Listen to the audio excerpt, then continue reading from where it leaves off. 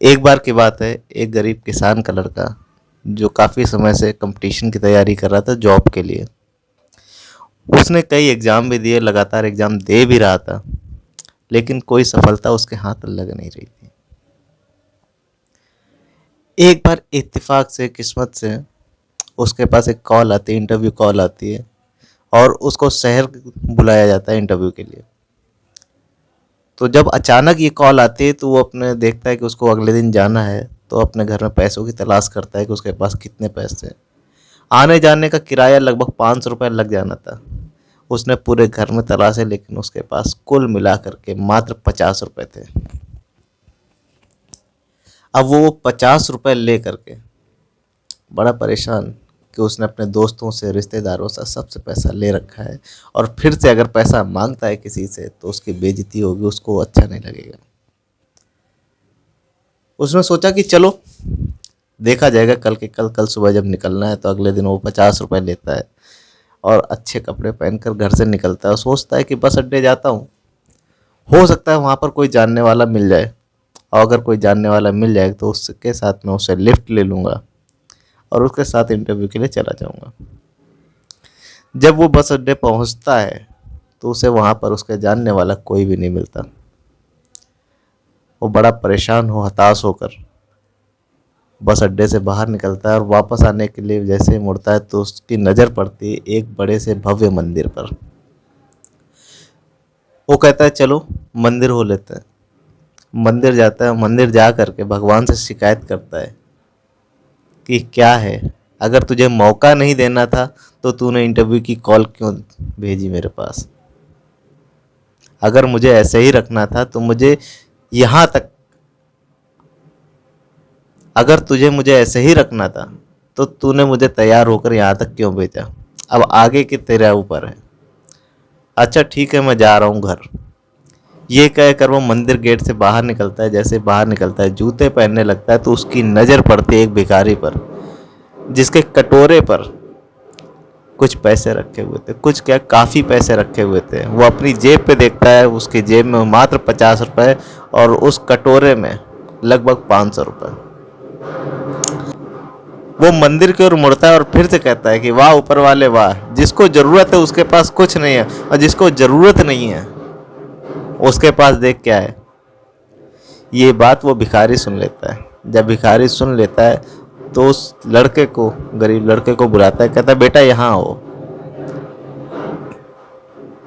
क्या बात है, कोई परेशानी है। वो कहता है नहीं। कहता है अगर कोई परेशानी है तो मुझे बताओ, मैं तुम्हारी मदद कर सकता हूँ।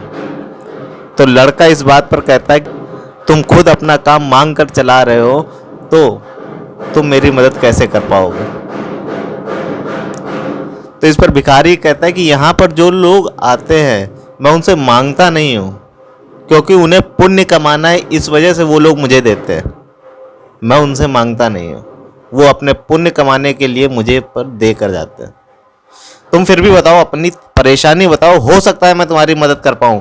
तो वो लड़का अपनी पूरी बात रख देता है। कहता है मैं काफ़ी समय से जॉब इंटरव्यू के लिए कोशिश कर रहा था, आज मेरे पास कॉल आ गई है, कॉल आ गई है, पर मेरे पास इतना पैसा नहीं है कि मैं वहाँ तक जा सकूँ। तो भिखारी कहता है बस इतनी सी बात।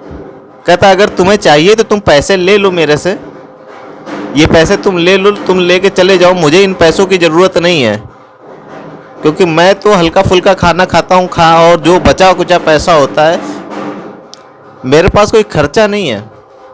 कुछ दवाएं हैं वो दवाएं लेता हूँ और खाना खाता हूँ, बाकी बचा हुआ पैसा मैं ये मंदिर के दान पात्र में डाल देता हूँ। लड़के को यकीन तो नहीं होता, लेकिन वो पैसे ले करके इंटरव्यू के लिए चला जाता है। इत्तेफाकन जब वो इंटरव्यू देता है तो उसका सिलेक्शन भी हो जाता है। अब सिलेक्शन हो जाने के बाद जब वो लौट रहा होता है तो रास्ते में वो सोचता है कि ये सब वो बाबा की वजह से, अगर वो बाबा मेरी हेल्प ना करते, वो मदद ना करते तो आज मुझे जॉब ना मिलती, मेरा इंटरव्यू ना हो पाता।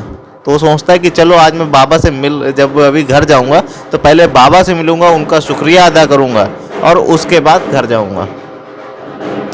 वो उस मंदिर पहुंचता है। मंदिर पहुंचता है तो देखता है कि वहाँ का पूरा सीन चेंज हो चुका होता है। वहाँ मंदिर की सीढ़ियों पर काफ़ी भीड़ लगी हुई है और लोग आपस में बातें कर रहे हैं। वो पता करता है कि क्या हुआ, इतनी भीड़ क्यों लगी है। तो उसमें भीड़ में से एक व्यक्ति बताता है कि एक भिखारी आज मर गया है। वो लड़का उस भीड़ को चीरता हुआ अंदर की ओर जाता है, जाकर देखता क्या है कि वो वही भिखारी बाबा थे जिन्होंने उस लड़के की मदद की थी। वो भिखारी बाबा मर चुके थे। इसी बीच कोई व्यक्ति बोलता है कि ये भिखारी की मौत इसलिए हुई है क्योंकि इसने शायद आज की दवा नहीं खाई थी, हो सकता है इसके पास पैसे ना हो। तो लड़का एक बार फिर से भगवान की ओर देखता है और कहता है, वाह रे ऊपर वाले वाह, तू खुद नहीं आता तो अपने रूप में किसी को भेज देता है हमारी मदद करने के लिए। वो बाबा हो सकता है केवल उस लड़के की मदद करने के लिए ही ऊपर आए हो।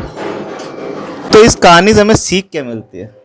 इस कहानी से सीख ये मिलती है कि वक्त कैसा भी हो, परिस्थितियाँ कैसी भी हो, लेकिन हमें कभी भी हार नहीं माननी चाहिए। अपने मन में उस ऊपर वाले के लिए एक पॉजिटिव अप्रोच रखना ही रखना कि वो खुद नहीं आएगा, वो किसी न किसी को तुम्हारी मदद के लिए भेज देगा। आप भी लोगों की मदद करते रहिए। हो सकता है आपकी वो एक मदद ऊपर वाले का वो एक रूप हो जो किसी का जीवन बदल दे। शुक्रिया।